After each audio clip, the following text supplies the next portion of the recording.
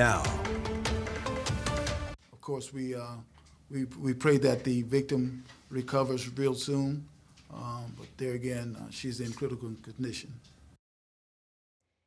And we begin this Thursday night with breaking news out of Sumter. That is where the Sumter County Sheriff's Office, who you just heard from there, says a delivery driver right now is in critical condition after being mauled by a dog while dropping off a package. And again, this is all breaking news.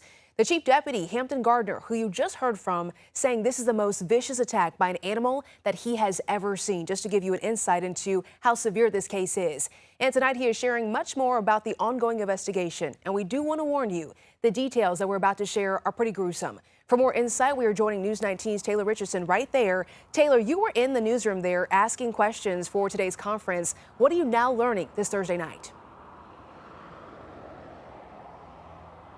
Yes, absolutely, Erica. The situation is still under investigation, but the deputies at this point are still trying to understand the situation, as when they reported to the scene on Tuesday morning when this all took place, they reported that a 58-year-old Amazon delivery driver tried to drop off a package at a home in Rembert, and as they dropped off the package, a dog ran through a screen door and then attacked the victim. Now, both of the homeowners tried to get the dog off of the driver as it was being attacked, but not until the person sustained face and head injuries along with a leg injury as well, and they had to be airlifted to a hospital in Richland County.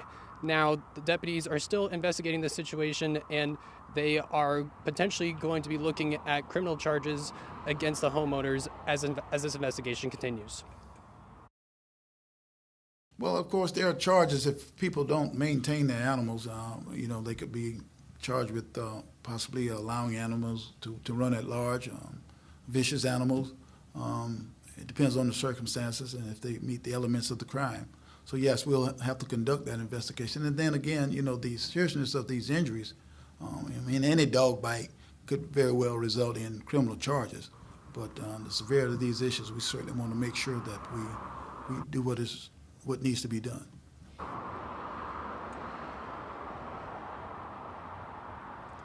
Now, the dog in question at this point is in quarantine, and there were other dogs that were on the property, but they were not taken into quarantine as well. But we don't know how many dogs were on the property when the incident took place. We'll continue providing updates on the investigation and also the critical condition of the victim as it progresses. Reporting in Sumter County, I'm Taylor Richardson, News 19 WLTX. All right, Taylor, working there to get some more answers. We appreciate your report. We're also told, though, that this incident involved a cane corso crossed with a pit bull. These are large dogs weighing anywhere from more than 50 to 100 pounds. And according to the website Canine Journal, these dogs are, quote, affectionate to their owners and make good watchdogs, but can be overprotective around strangers. That's a direct quote from that website.